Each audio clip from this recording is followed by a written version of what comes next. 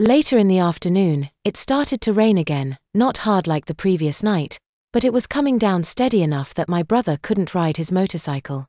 I couldn't have been more relieved to see that rain.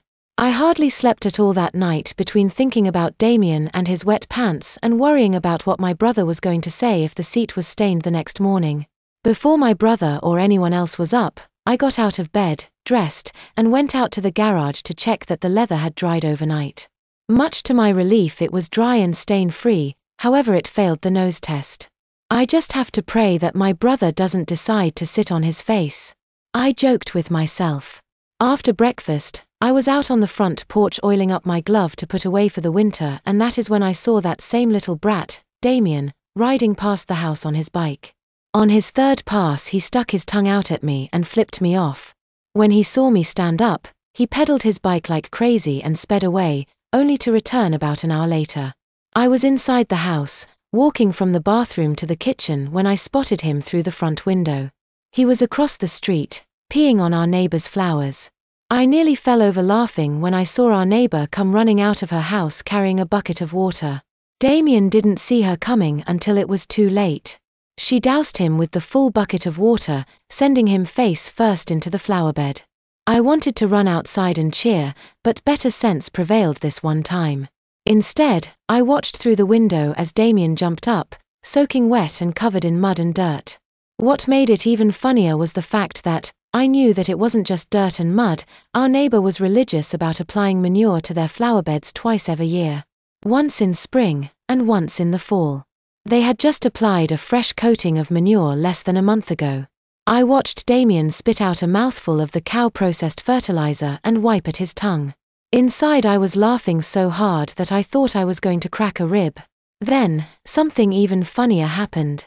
Damien must have been so mad that he didn't say nothing or even look at the lady.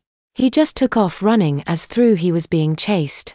It was later that night, just a little while before dinner, when Mom came looking for me. When I first saw her face, I got nervous and wondered why she looked so upset. I did a quick mental inventory to be sure I had all of my chores done before I asked, "What? Your sister was supposed to babysit tonight." Mom looked at my radio clock. "She's supposed to be there in 5 minutes, but she's not even home from the mall yet." Okay. I said, not really sure why Mom was telling me all this. I should have known that she was setting me up. "Well, I wanted to see if you might want to earn a little spending cash," Mom asked cautiously. I sighed.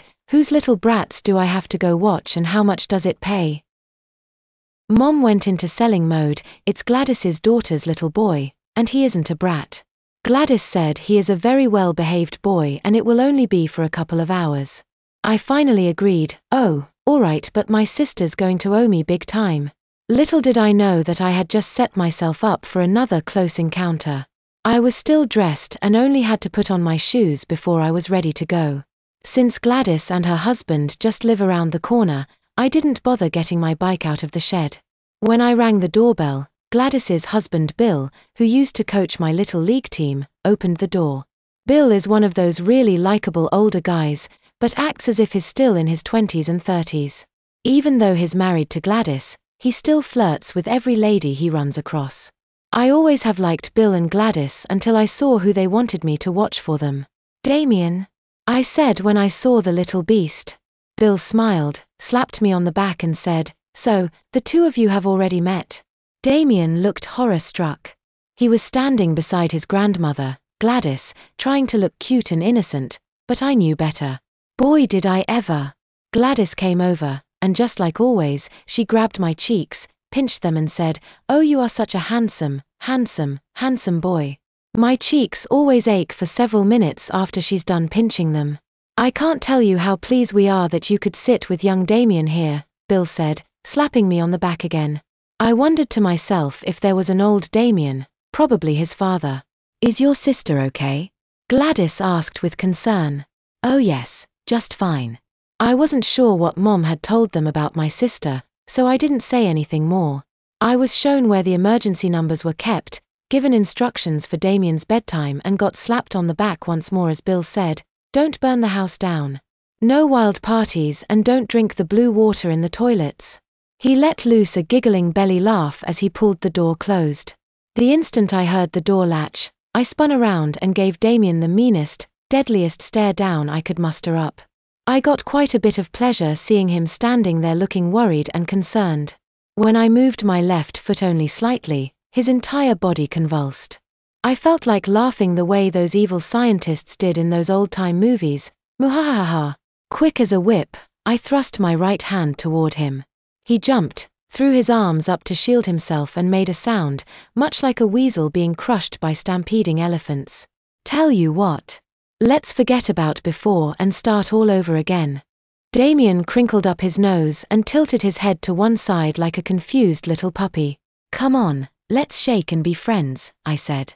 Apprehensively, Damien reached up and took my hand, but only briefly. He wasn't totally sure he wanted to trust me yet, but I knew I had to earn his trust or I'd never be able to find out more about his wetting problem.